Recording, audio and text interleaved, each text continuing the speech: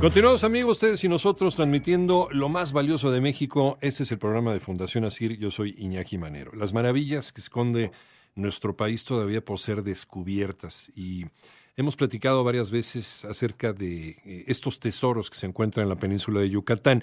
Dicen que todo esto provocado por la caída del meteorito ahí en la zona de Chicxulub, en el norte de Yucatán, que creó este sistema de cenotes, cavernas, ríos subterráneos. Dicen que una de las zonas más grandes del mundo, más extensas del mundo. Recientemente se encontraron en la zona de Tulum, en Quintana Roo, estos 347 kilómetros de cavernas inundadas con maravillas a nivel arqueológico y también a nivel de la investigación del pasado remoto. Estamos hablando, por ejemplo, de la época del Pleistoceno, según tengo entendido, entre 2 millones de años hasta los 100,000 años aproximadamente. Las cosas que nos han encontrado, además, repito, vestigios arqueológicos. Y para platicarnos acerca de este descubrimiento, tenemos en la línea, le agradecemos mucho que nos tome la llamada al programa de Fundación ASIR, al arqueólogo Tomás Pérez Suárez,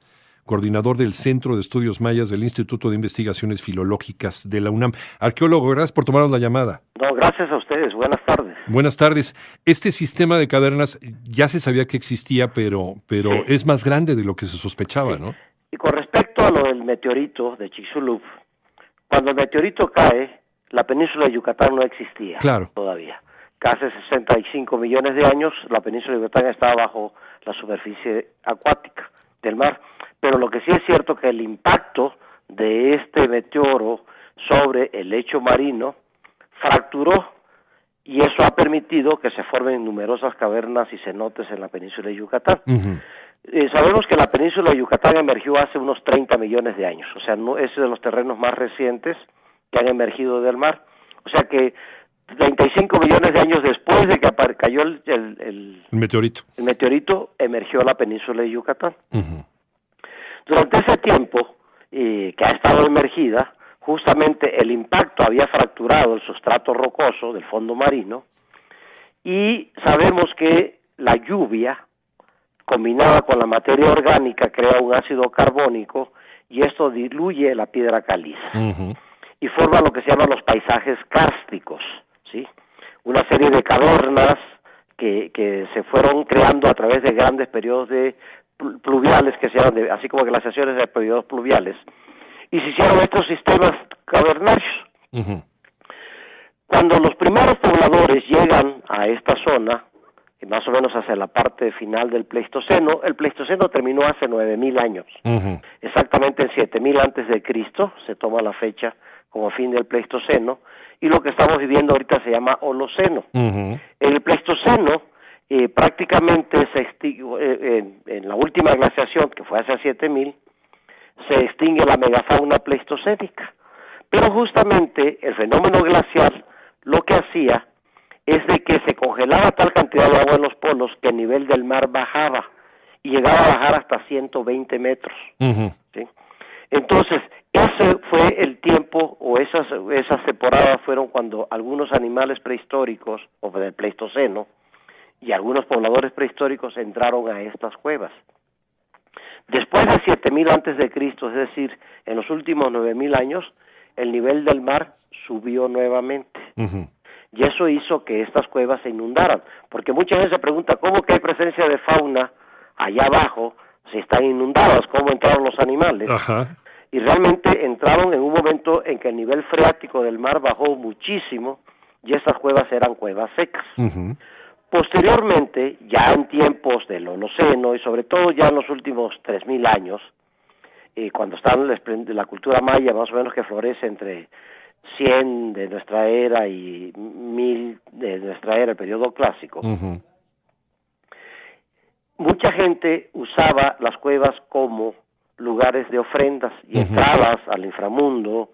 Tenemos varios nombres para referirse a las cuevas en mayas extraordinarios, como son la Puerta del Cerro, sí, la Salida del Viento, la Salida de la Nube, Tu Casa, el Descansadero de la Jau, el Refugio de las Almas, porque para los mayas y los mesoamericanos habían dos formas de entrar al inframundo, que eran las superficies acuosas y las cuevas. El Xibalbá, ¿no? Que le llaman. El Xibalbá uh-huh, en quiché, uh-huh, en maya yucateco se llama mitnal. Mitnal.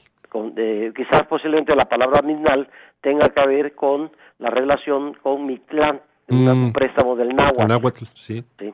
Para el periodo posclásico que hizo que se llamara así entre los yucatecos, una influencia seguramente del centro de México. Entre los quichés, gracias al Popol Vuh, es que tenemos la palabra Xibalbá, pero esa palabra Xibalbá es muy de las tierras altas de Guatemala, no de todos los mayas. Recordemos que el maya es una familia lingüística integrada por 31 lenguas distintas, sí, ¿sí?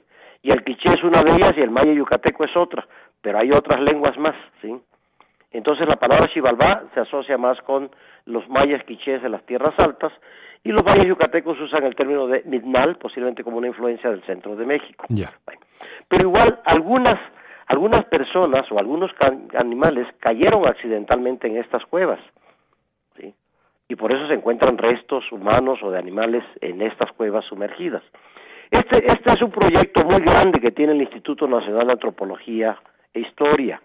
Hay una subdirección de arqueología subacuática que no solamente ha explorado los cenotes, sino ha explorado también varios naufragios, varios barcos hundidos alrededor de la península de Yucatán, pero especialmente a fines bueno, más o menos hacia 2000, más o menos, en 1999 empezó un proyecto muy ambicioso con la National Geographic y el INAH, que se llama Atlas Arqueológico Subacuático para el registro, estudio y protección de los cenotes de la península de Yucatán. Ellos han encontrado ya muchísimas cuevas. Lo novedoso de este hallazgo es que justamente había un sistema que pensaban que era independiente del Sac Actun, que es el que se encontró ahora, pero encontraron que están conectados. Entonces, al conectarse las dos cuevas, hace un sistema cavernario muy grande, que es la noticia que se da de 347 kilómetros, que no solamente es un sistema cavernario, lo que pensaban que eran dos sistemas, en realidad es un solo sistema. Es uno solo. ¿Y está comunicado esto? Están comunicados a través de paso. Y eso fue el gran hallazgo. No es ninguna novedad. Quiero decirles que durante más de 20 años casi se han explorado muchísimas cuevas y cenotes en la península de Yucatán. De hecho, hace como unos 10 años se descubrió un cuerpo de una mujer joven de 15 años, sí, que le llaman Naya, le pusieron Naya a los investigadores, que es una mujer que está fechada más o menos 12,000 años de antigüedad. Es decir, que su muerte ocurrió hace 10,000 años aproximadamente. Le pusieron Naya, que es un nombre griego, que significa ninfa del agua, sí, porque justamente estaba bajo el agua. Pero también desde mucho antes, en algunas cuevas secas de Yucatán y de Belice, se ha encontrado presencia de megafauna pleistocénica. Entre ellos, tigres dientes de sable, y sobre todo se han encontrado caballos, que esto viene a echar por tierra la idea que tienen algunas personas de que el caballo llegó con los europeos. Había caballos aquí, en América, pero se extinguieron cuando finalizó el Pleistoceno hace 9,000 años. Hasta 7,000 antes de Cristo habían caballos aquí en América. Sí, sí. ¿Sí? Y en los últimos hace 7,000 se extinguieron. Pero por eso es que se han encontrado restos de caballos en estas cuevas. ¿Llegaron a convivir los seres humanos con estos animales del Pleistoceno? Sí, claro. De hecho, los pobladores del continente americano entraron más o menos hace unos 30,000 años, y los pobladores de hace 10, 15,000 años convivieron con los caballos. Tenemos evidencias en la cueva del Oltún, en Yucatán, de caballos. Es más, se los comían. Claro, se los utilizaban como alimentación, ¿verdad? Sí. No tanto domesticados ni para montarlos, sino como alimento, como un animal más. Ya había una serie de animales relacionados de alguna manera con los elefantes, o sea, no podemos decir propiamente que sean elefantes, sino hay megaterios, mamuts, mastodontes, una serie de animales que están también emparentados con los elefantes, y una especie de oso, de perezoso gigante, un animal que se va a llamar perezoso gigante, que existían en el Pleistoceno. A partir de 7000, toda esta megafauna, 7000 antes de Cristo, es decir, los 7000 antes de Cristo más los 2000 que llevamos, es decir, hace 9000 años, se extinguió toda esta fauna y predomina la fauna que conocemos ahora, que es la fauna del Holoceno. Uh-huh. El Pleistoceno terminó hace 9000 años, con la última glaciación, que fue cuando los hielos se derritieron otra vez y el nivel del agua volvió a subir y se inundaron estas cuevas. Y esto dio pie a la evolución de otras especies. Sí, o sea, después de cuando más adaptables, digamos. Sí, al nuevo medio, uh-huh. Ya sin el frío de las glaciaciones. Algunos animales se cree que también se extinguieron por la cacería de estos primeros pobladores. Uh-huh. Hay una serie de puntas que son prácticamente contemporáneas a estos animales, o sea, la parte final entre 15 y 9000 antes de Cristo, que se llaman puntas Folsom y puntas Clovis, uh-huh. que eran puntas especializadas para cazar esta megafauna pleistocénica. Cuando se extingue esta megafauna, se dejan de hacer estas puntas también. Lo interesante es que con este cambio climático se extingue la megafauna, hay un cambio climático y tienen que readaptarse a las nuevas condiciones, y eso es lo que nos lleva entre 7 y 5000 antes de Cristo a los inicios de la agricultura. Uh-huh. ¿Sí? Entonces, la agricultura sí. tiene que ver con estos cambios climáticos también. Cuando el hombre ya no dependía de la megafauna para su alimentación, ¿sí?